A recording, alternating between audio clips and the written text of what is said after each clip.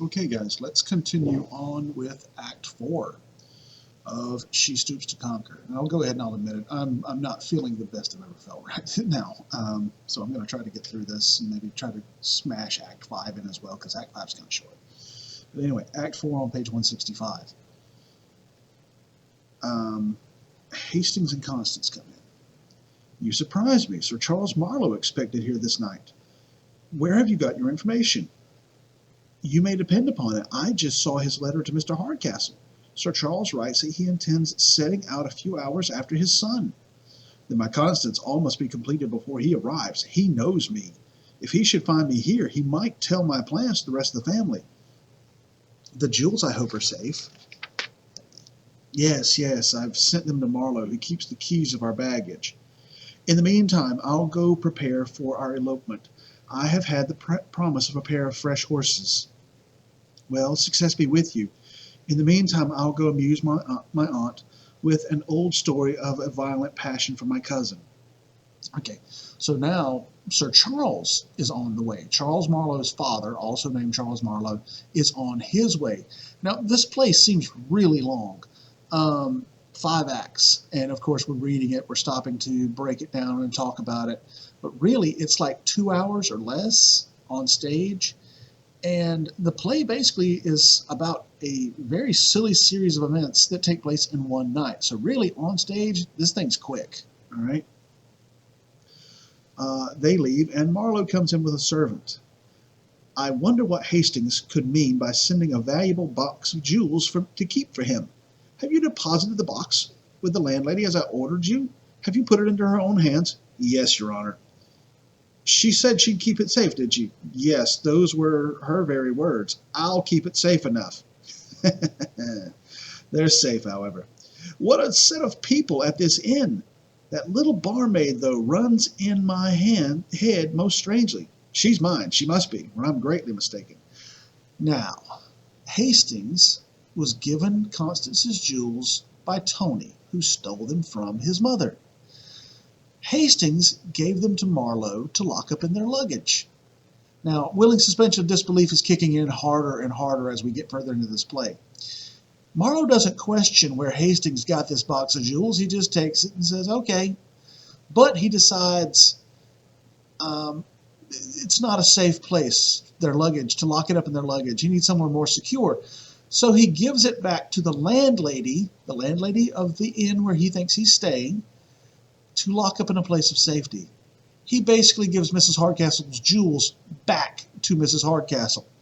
And she doesn't question why this stranger in her home has her missing jewel box. Again, this is a farce. It is a ridiculous, silly comedy that does not stand up to logic and reason. If my jewel box went missing and this stranger in my house suddenly has it, I'm going to assume he stole it, all right? But that does not happen, all right? Again, you just accept that this ridiculous silliness could happen in the real world, because otherwise the story doesn't work, all right? We proceed. Hastings comes in on page 167. Bless me, Marlowe here and looking happy too. Give me joy, George, crown me. After all, we modest fellows don't always lack success with women. But what success? Didn't you see that tempting, brisk, lovely little thing that runs around the house with a bunch of keys? Well, and what then? She's mine, you rascal, you. Such fire, such motion, such eyes, such lips, but egad, she would not let me kiss them, though. But are you so sure, so very sure of her? Why, man, she talked of showing me her embroidery upstairs. Well, we'll see what happens. You have taken care, I hope, of the box I sent you to lock up. It's in safety? Yes, it's safe enough. I have taken care of it. But how could you think our baggage a place of safety? Ah, I have taken even better care of it. I have what? I have sent it to the landlady to keep for you. To the landlady? The landlady? You did? Wasn't I right? He must not see my uneasiness. You seem a little disturbed, I think. Surely nothing has happened. No, nothing. I was never in better spirits in my life. After all, the jewels are safe, as in a miser's purse. So now all hopes of fortune are at an end, and we must elope without it. Well, Charles, I'll leave you to your pretty barmaid. May you be as successful for yourself as you have been for me. Thanks, George. I ask no more. He leaves, and Mr. Hardcastle comes in. I no longer know my own house. It's turned all topsy-turvy. His servants have got drunk already. I'll stand it no longer. And yet, from my respect for his father, I'll be calm. Mr. Marlowe, I have submitted to your rudeness for more than 4 hours. I see no likelihood of its coming to an end. I am the master here, sir, and I desire that you and your drunken pack leave my house directly. They are leaving out quite a lot, but we can get through it. Right? Leave your house? Surely you cannot be serious. At this time of night, and such a night? I tell you, sir, I'm serious. I say this house is mine, sir. This house is mine, and I command you to leave it directly. Young man, listen. From your father's letter to me, I was led to expect a well-bred, modest man as a visitor here.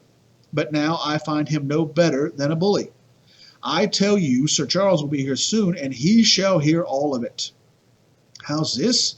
Surely I have not mistaken the house. Everything looks like an inn. The servants cry, coming, the barmaid too, to attend us. But she's here, and she will tell me more. All right, so Marlowe's finally starting to get a clue. All right, apparently the hour that he had promised Kate has passed. More shenanigans have happened. And he's had it. Mr. Hardcastle's had it. So he goes to Marlowe and he tells him, I'm done. Get your bags together, get your drunken fools of people together, and get the heck out of my house. And Marlowe, again, he has no respect for Mr. Hardcastle whatsoever because he views him as a social inferior. He's an innkeeper, while Marlowe is a gentleman. He just laughs in his face. And Mr. Hardcastle says, fine, your dad's on his way. I'll let him deal with you. At which point Marlowe is finally like, the bulb is trying to flicker on. Why would my dad be coming to this inn? And he sees Kate in passing and he stops her. Why so fast, child? A word with you. Let it be short then. I'm in a hurry. I believe he begins to find out his mistake. Child, answer me one question. Who are you, and what may your business in this house be? A relation of the family, sir. What? A poor relation? Yes, sir, a poor relation appointed to keep the keys and to see that guests lack nothing in my power to give them. That is, you act as the barmaid of this inn. Inn? What brought that into your head? Does one of the best families in the county keep an inn? Oh, Mr. Hardcastle's house an inn. Mr. Hardcastle's house. Is this Mr. Hardcastle's house? Is this house Mr. Hardcastle's house, child? Ah, sure. Whose else should it be? So all's out in the open. I have been fooled for some reason. I shall be laughed at forever. To mistake this house, of all others, for an inn, and my father's old friend for an innkeeper. What a rude bully must he take me for? He is a rude bully. What a silly puppy do I find myself. There again, may I be hanged, my dear, but I mistook you for a common barmaid. And you're really a relation of Mr. Hardcastle's. Dear me, I'm sure there's nothing in my behavior that to make you think. Nothing, my dear, nothing. I was in for a list of mistakes. My stupidity saw everything the wrong way. But it's over. This house I'll no more show my face in. I hope, sir, I have done nothing to displease you. I'm sure I should be sorry to anger any gentleman who has said so many nice things to me. I'm sure I should be sorry if he left the family upon my account. By heaven, she weeps. This is the first sign of tenderness I have ever had from a modest woman, and it touches me. Excuse me, my lovely girl. You are the only part of the family I leave with pain. But the difference of our birth, fortune, and education makes an honorable connection impossible. And I could never think of bringing ruin upon one whose only fault was being too lovely. Generous man, I now begin to admire him. But I'm sure my family is as good as Mrs. Hardcastle's, and though I'm poor, that's no great misfortune. Why, until this moment, I never thought it was bad to lack a fortune. And why now, my pretty one? Because it puts me at a distance from a person who, if I had 1,000 pounds, I would give it all to. The girl bewitches me. If I stay, I'm undone. I must make one bold effort and leave her. Your words, my dear, touch me most tenderly. If I could live for myself alone, I could easily fix my choice. But I owe too much to the opinion of the world, too much to the authority of a father. I can scarcely speak of how all this affects me. Farewell. I never knew half his merit till now. He shan't go. Not if I can help it. I'll still keep the character in which I stoop to conquer, but I'll tell all to my father, who perhaps can laugh him out of his plans. Okay, so Marlowe finally is at least somewhat catching up with everybody else. All right, he stops Kate and he asks her, where am I and who are you? And she says, well, I'm a poor relation of the family and this is Mr. Hardcastle's house. Back in this time period, it was not unusual to take in a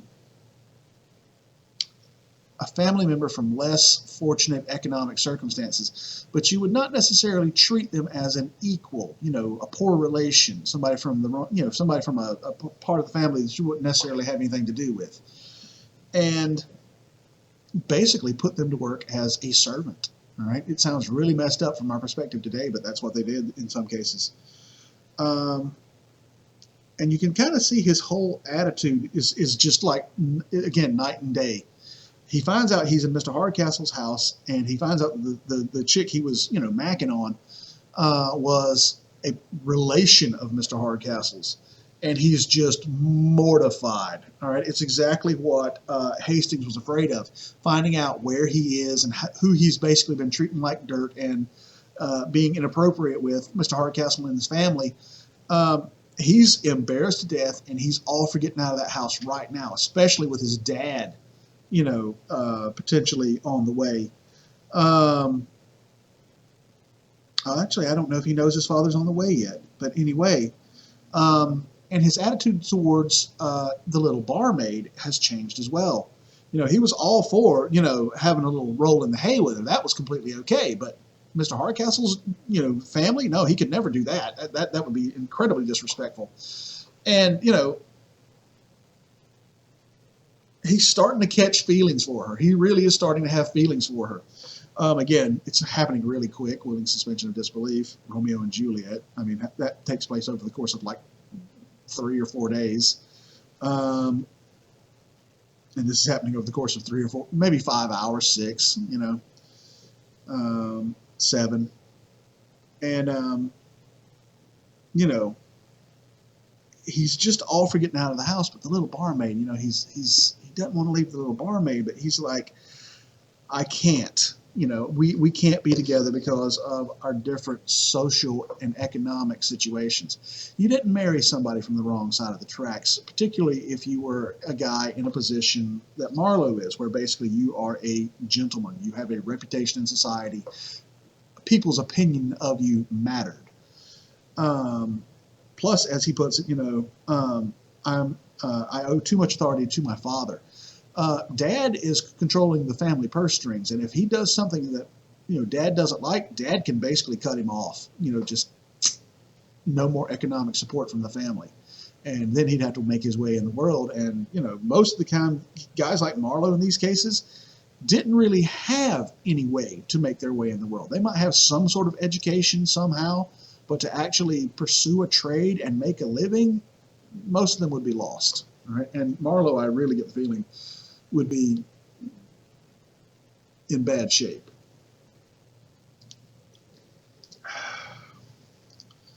Kate, however, really likes what she's seen. She's seen a reconciliation of the gentleman and the player, and she likes it.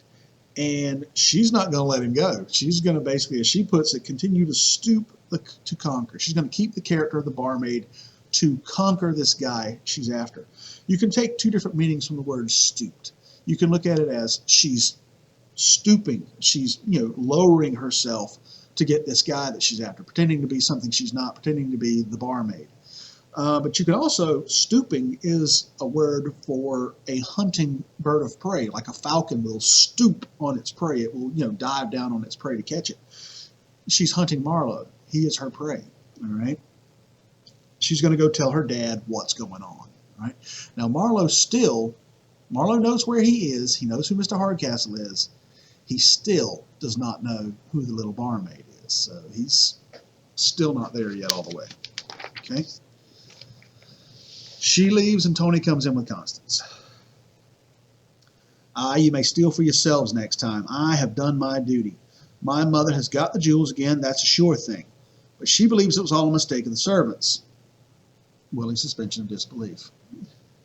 My cousin surely won't forsake us in this distress. If she suspects that I am going off, I shall certainly be locked up, or sent to my Aunt Pettigrew's, which is 10 times worse. But what can I do? I've got you a pair of horses that will fly. Here she comes. We must act our parts a bit more, or she'll suspect us. They get on the couch and they start, as the book says, fondling, cuddling. All right? Well, I was greatly annoyed, to be sure, but my son tells me that it was all a mistake of the servants. What do I see? Fondling together as I'm alive? Ah, have I caught you, my pretty doves? Cousin Tony promises to give us more of his company at home. Indeed, he shan't leave us any more. I'm sure I always loved Cousin Con's hazel eyes and her pretty long fingers. Oh, pretty creature. I see him being very awkward as he does this. Ah, he would charm the bird from the tree. I was never so happy before. The jewels, my dear Con, shall be yours. You shall have them. Isn't he a sweet boy, my dear? You shall be married tomorrow. That backfired. All right. Servant comes in. I have a letter for your worship. Give it to my mamma. She reads all my letters first.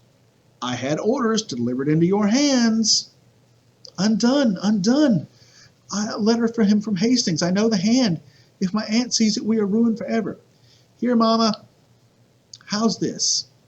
My dear Tony, I am now waiting for Miss Neville at the bottom of the garden, but I find my horses yet unable to perform the journey. I expect you'll assist us with a fresh pair of horses, as you promised. Speed is necessary, as the hag, the hag, your mother, will otherwise suspect me. Yours, Hastings? Give me patience, my rage chokes me. I hope, madam, and you great oaf, were you two joined against me? But I'll defeat all your plots in a moment. As for you, madam, since you have a fresh pair of horses ready, it would be cruel to disappoint them. So if you please, forget your plan of running away with your Hastings. Instead, prepare this very moment to run off with me. Your old Aunt Pettigrew will keep you secure, I'm sure. You too, my son, may mount your horse and guard us upon the way. That blew up in their faces rather quickly. So now I'm completely ruined. That's a sure thing. What better could be expected from such a stupid fool as you? No, miss, it was your own cleverness, not my stupidity. You were so nice and smiling with me. I thought you could never be making believe. And her words, married tomorrow. Hastings comes in. So, sir, I find here from my servant that you have shown my letter and betrayed us. Ask Miss there who betrayed you. It was her doing, not mine. Marlowe comes in. So I have been laughed at here among you, made to look the fool, insulted. And there, sir, is the gentleman who caused every bit of this madness. Bah!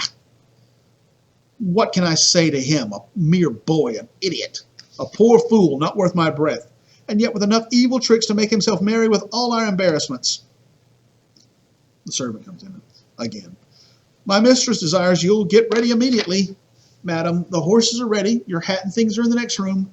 We are to go 30 miles before morning. Well, I'll come presently. Was it all done, sir, to make me look ridiculous? Depend upon it, sir, I shall expect an explanation. Mr. Hastings, Mr. Marlowe, why will you increase my distress with this silly dispute? I beg you. Your cloak, madam, my mistress is impatient. Oh, Mr. Marlowe, if you knew all my poor Mr. Hastings has been through, I'm sure it would change your anger to pity. I don't know what I know. Forgive me, madam. George, forgive me. You know my hasty temper. The torture of my situation is my only excuse. Miss Neville? Constance! Why, Constance, I say! I'm coming! My heart, how can I stand this, to be so near happiness and such happiness? You see now, young gentleman, the results of your tricks. What might be amusement to you is here disappointment and even distress. Egad, I have it. It's here. Your hands, yours and yours. Meet me in 2 hours from now at the bottom of the garden. And if you don't find Tony Lumpkin a better fellow than you thought, I'll give you my best horse and bet bouncer in the bargain. Come along. All right, so it all hits the fan. And it doesn't quite smother the fan, but it comes close. Everybody comes. Mrs. Hardcastle, she's flipping out. She's going to take them off to Aunt Pettigrew's until she can force them to get married, which apparently is a fate worse than death, especially for Tony. Everybody comes in, Hastings, Marlowe. They have a great big flaming fight. Everybody's blaming everybody for everything going crazy until finally Tony has some kind of epiphany, some sort of inspiration. And he says, give me 2 hours. Give me 2 hours. And in that 2 hours, if I can't fix this, I'll give you my best horse and my best girl too. All right? So on to Act 5.